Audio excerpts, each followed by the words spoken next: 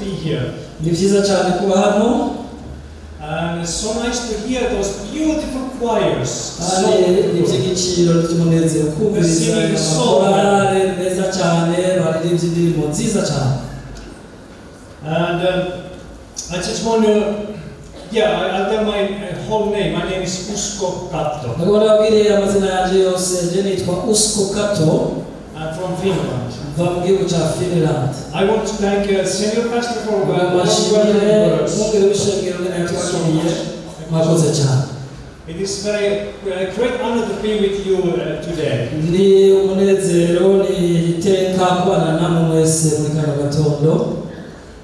And in Finland, in my home country, there's a winter right now, so there's very cold. So I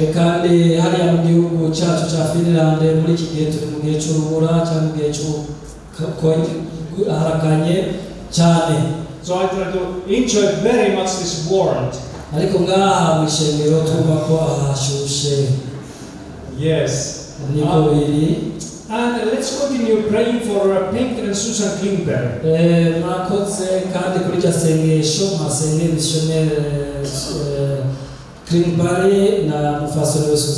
I know they are strong missionaries, but that accident was very terrible and they barely saved.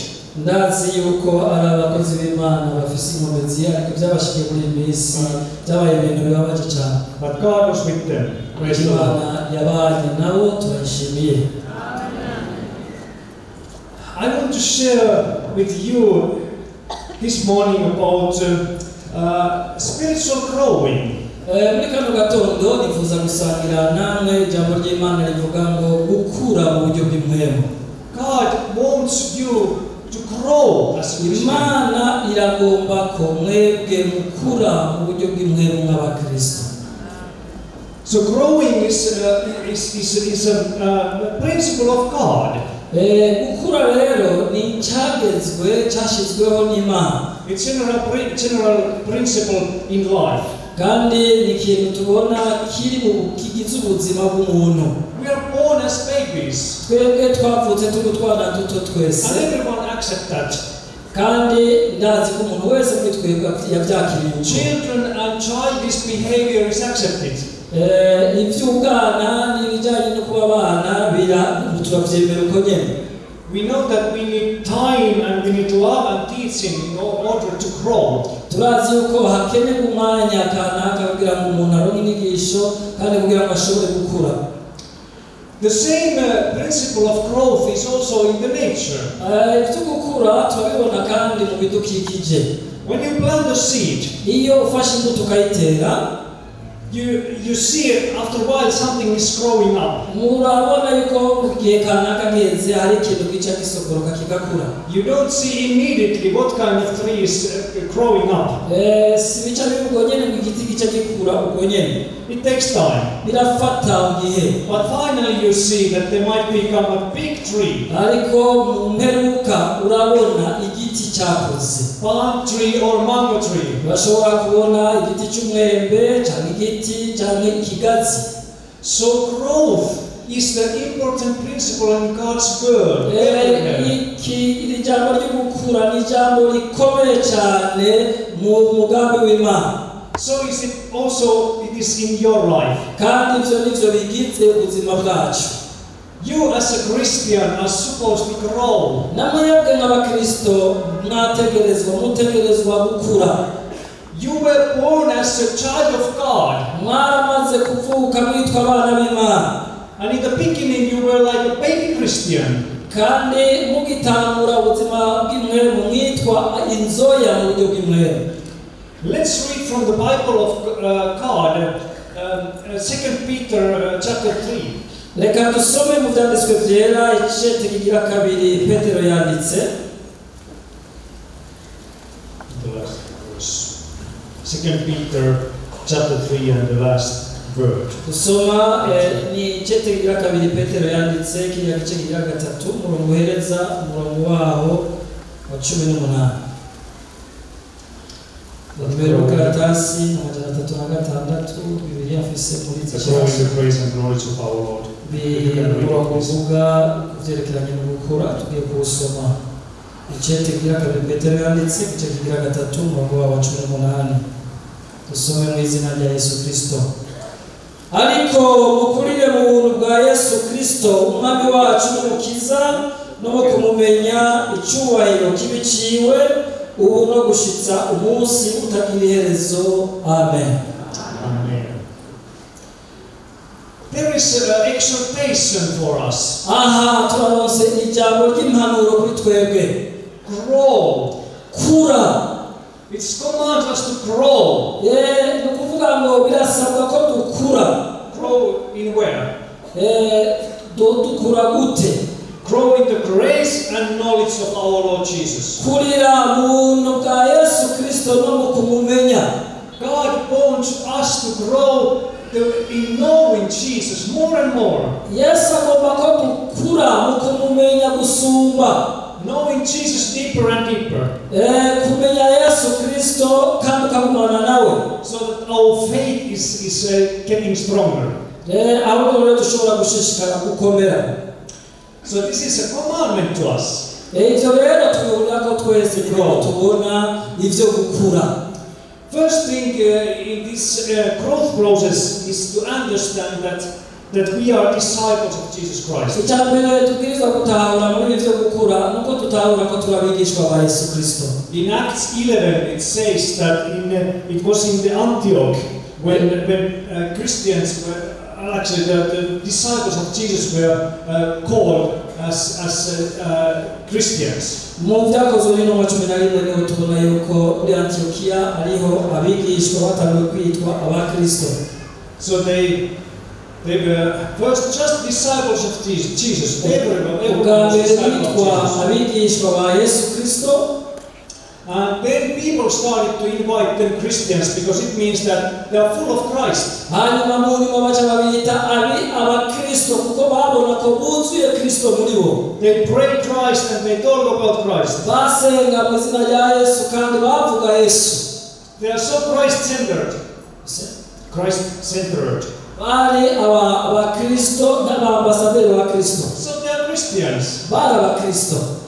But they were first disciples of Jesus. Ariko icyo bahereye ku bwa mbere batanguye kuba abigishwa ba Yesu Kristo. Jesus' disciple is a person who has turned away from his sin and to God and received the grace that is in Jesus Christ. Umwigishwa wa Yesu Kristo n'uyu yihana ibyaha hanyuma akakira ubuntu bwa Yesu Kristo. And this is a big change in life. Kandi iryo niryo hinduka rikuru mu buzima bwacu. His whole world view is changed. Aho niyo tuvuga ko ubuzima muri we bwahindutse. He has become a child of God. He has become a child of God. Uko niko umuntu aba yahindutse umwana w'Imana. His life is now new. Ubuzima bwiwe bwahindutse bushasha baracyari mugisha. He's learning this new style of life. Aba yamaze kuronka iyindi mibereho yo muri Kristo Yesu. And the Bible says that he's a new creation. Bibiliya ikivuga neza ngo ni cyari mugisha. The old life has disappeared. Ibya kera byaheze byose. And the new has come. Kandi bishasha birabiba biri muri we. And he has been given a new name and new identity. This disciple of Jesus is living with Jesus every day. Praying Jesus and studying his word. It is important to realize that we are still disciples of Jesus. But to become a believer, to start this Christian life, it's not an end, but it's the beginning.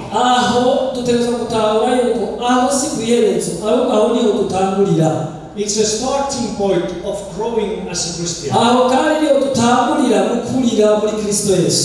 And he will make us to grow. And this growing is a process.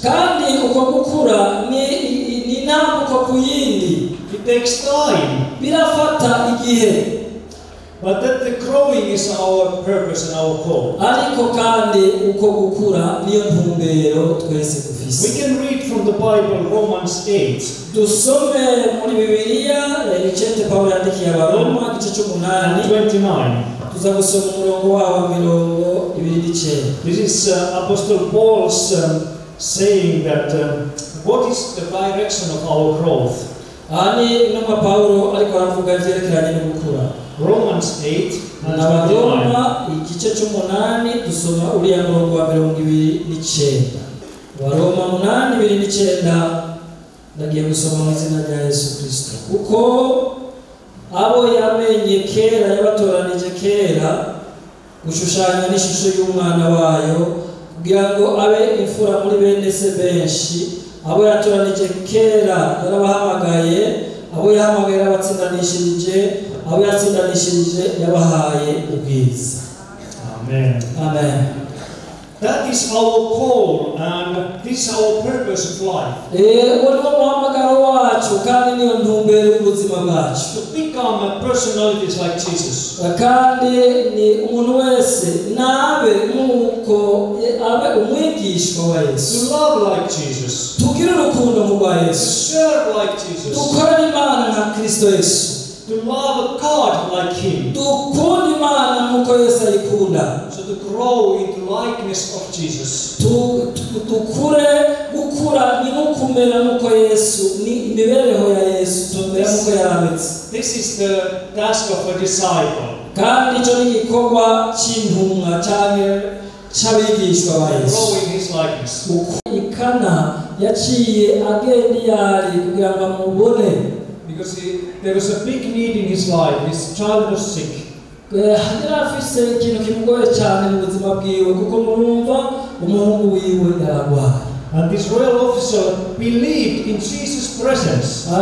Uyu yinwaza ngabo yizera cyane ko Yesu agira icyo akora igihe ahari gusa.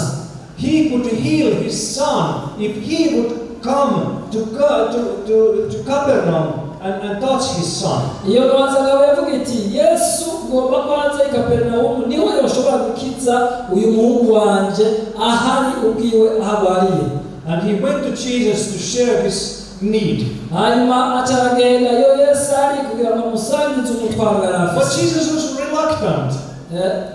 Jesus was slow to come. He was reluctant. Mwico gihe Yesu ntiyashaka kujayo. And he was talking with people. Even he knew that there's this royal officer. Yagumanye n'abantu nawe basaza uzi ko uwo ntwaza ngabo uwo mugabisha w'abasoda yaramukeneye. And again the royal officer reminded Jesus, "Sir, come down before my child dies." Murumva intwaza ngabo cyangwa umugabisha w'abasoda cyamubwira ngo ndakwinginze mwana nutse iwanje imbere y'uko umwana wanje acika. Jesus then said, "Go, your son will live."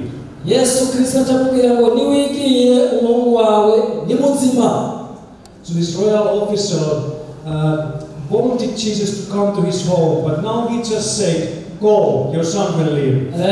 Murumva ko yanwaza ngabo cyangwa bamugabisha abasoda yavuga ati Yesu ngomba ko tujana iwanje kugira ngo ukirize umwana, ariko Yesu amwishuye ngo genda umwana wawe ni muzima. And the man went back to home. Gabisha abasoda atasubira inyuma asubira muhiriwe. And he asked him, "What time my son was healed?" Acashika rero bamubwira ko umuhungu wiwe yakize. And he found out it was exactly the same time when Jesus said, "Go, your son will live." Acasanga yakize yasanyene yariko avugana na Yesu. So this growth of a royal officer led to him this conclusion: Jesus can heal, not even being present. Ugukura kwiyamwaza ngabo cyangwa mugabisha w'abasoda kwerekana ko Yesu Kristo ashobora gukiza naho yoba ataje guhagarara mu kibanza aho abantu baramukeneye. He could believe Jesus' almighty power if he was not there present. uwo mugabisha w'abasoda yizeye ko Yesu Kristo ashobora afise ububasha bwo gukiza natwe yabanje gushika y'ingorane iri kwirabera. So Jesus taught him to grow in faith. Yesu Kristo yamwigishije gukurira mu kwizera muri we. Second opposite story in the Bible is a centurion's servant. Hari inkuru isa n'ihushanye gato n'iyi muri Bibiliya ivuga ku mugabisha w'abasoda ijana. We don't read this story, but I just tell it. Sigomba ko tubanza kuyisoma muri Bibiliya ariko ndagomba kuyivuga ko gato.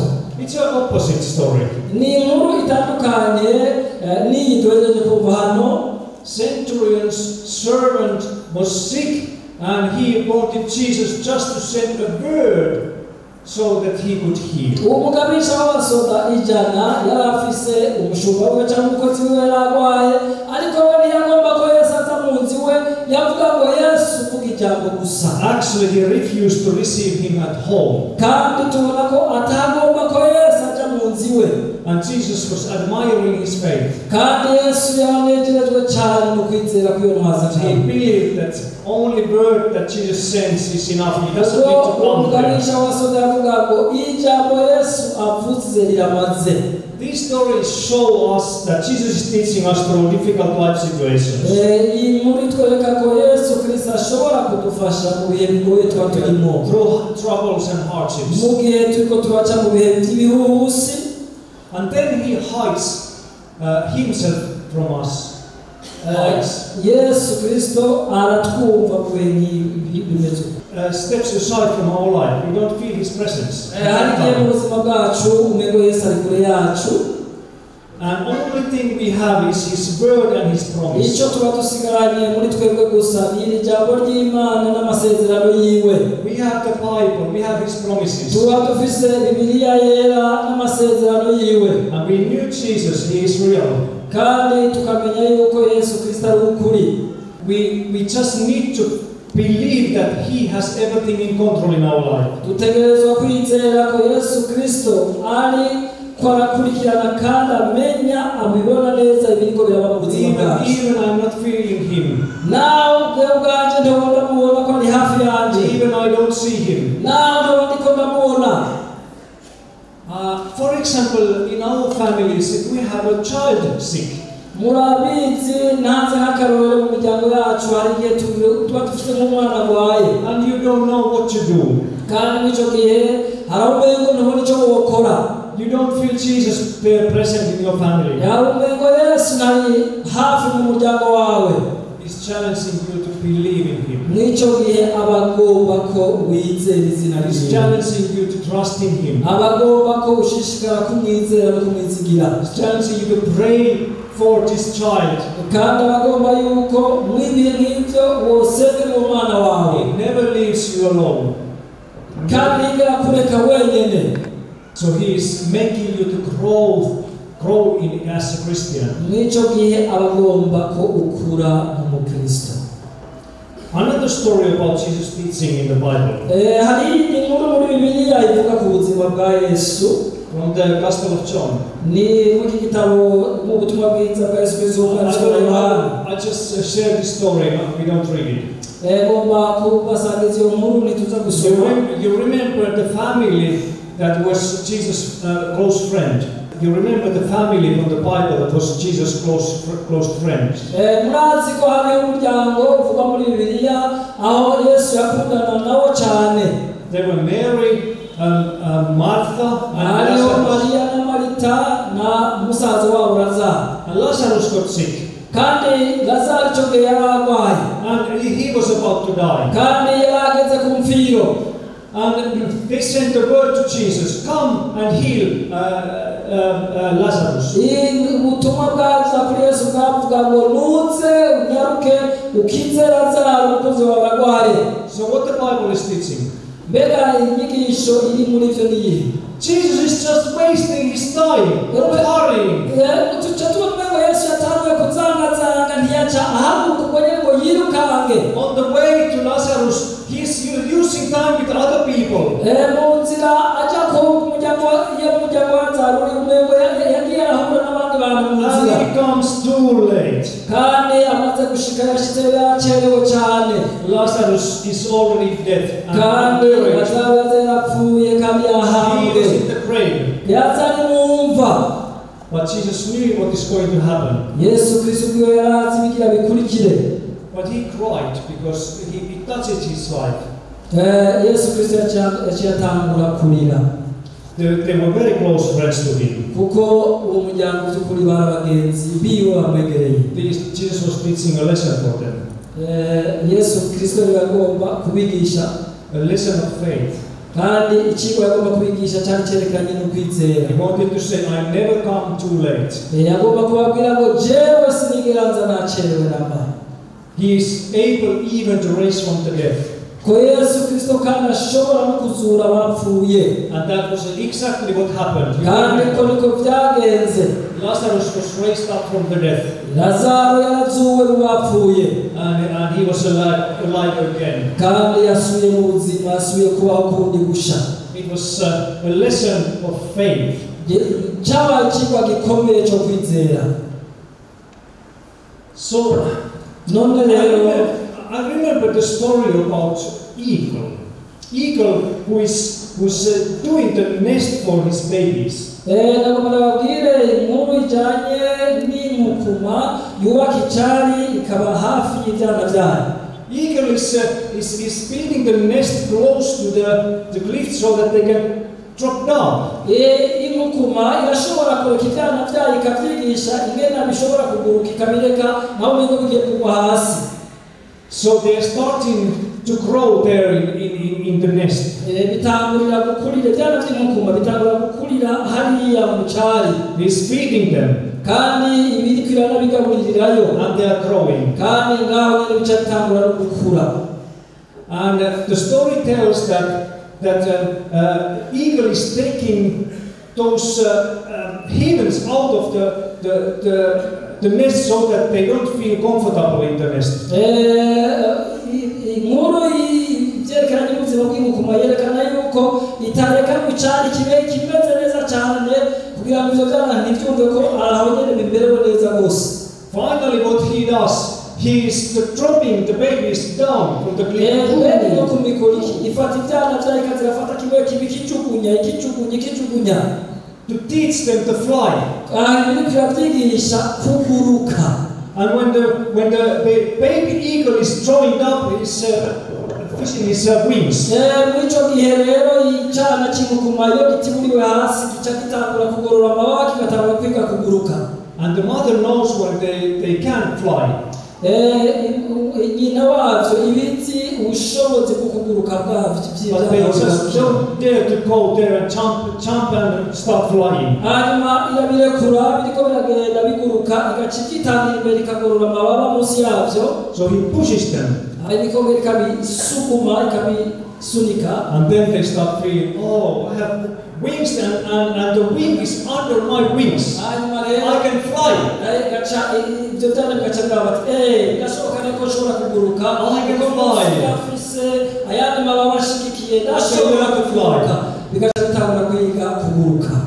It's a teaching lesson. That how God is teaching us to believe in Jesus Christ. He takes those feelings away from our life. It seems like He's far away. But you start feeling that, oh, there's faith under my wings. Faith is carrying me. This is working here. And your faith is growing. Even a heavy time of waiting is important for us.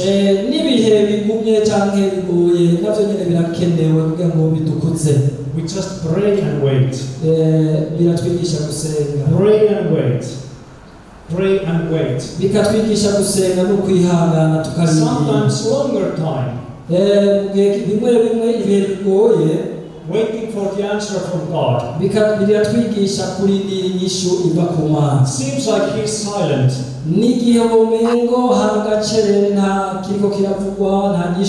No answer. But it's important for us as Christians because that's the time when we grow. Ivyo bihe birahambaye kandi birakenewe mu buzima bwacu n'abakristo kuko aho niho dukurira. And finally answers are coming and we get the answers. Mu mperuka rero vyose inyishu ziraza tukaronka ivyo twasengeye tukaronka inyishu zacu. So the growth is an important thing in our life. Gukura rero ni ikintu gihambaye cyane mu buzima bwacu. God is calling us to grow in the grace and in the knowledge of Jesus Christ. Imana yacu duhamagarira gukurira mu buntu bwa Yesu Kristo no kumumenya. To love like Him, to believe like Him. Kugira urukundo mu bwa Yesu kandi kugira imibereho nk'iya Kristo Yesu. To live our lives like Him. Kandi tukagira imibereho tukabaho ubuzima mu bwa Kristo Yesu. And to do this in His grace. Kandi ivyo tukabikora turi mu buntu bwiwe. The grace of Jesus Christ is healing us. Ubuntu bwa Yesu Kristo nibwo budukiza. Giving us strength. Kandi nibwo budukomeza. Making us grow. Kandi bukadukuza. And He's taking good care of you and me, even you have today that kind of time in your life. Kandi uno munsi Yesu Kristo ari hano kugira ngo akugirire neza bitaravye ivyo uriko cyangwa mu buzima bwawe. Remember, your faith is enough. Yibuka ko ijambo ry'ukwizera rihambaye kandi rikwiye. Amen. Amen. Amen. I ask Pastor Nicholas to pray for us. Reka dusengere hamwe. Mwami Imana Data wa twese, turagushimiye ijambo ryawe watunukiye muri kano gatondo. Uragomba ko abakristo dukura, ntituzungazungishwe n'ibipfundi ari yose.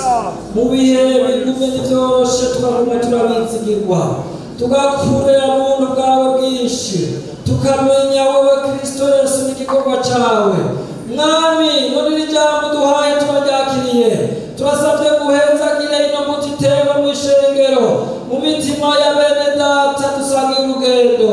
Umuntu wese wazi ibihe ariko aracamwo, turasabye Mwami ntihagire umuntu asubijwe inyuma n'ibihe, ariko twese hamwe uduhe gukurira muri wewe, uduhe gukurira mu buntu bwawe, uduhe kumenya kutari kure yacu namba, ko waba uri hafi yacu kandi ugomba ko dukurira muri wewe. Udufashe Mwami gutaha iryo jambo, hezagira ishengero ryawe, hezagira n'umukozi waritumanye, hezagira na porogaramu iri imbere. Dusenze twizeye mu izina rya Yesu Kristo Umwami wacu. Amen.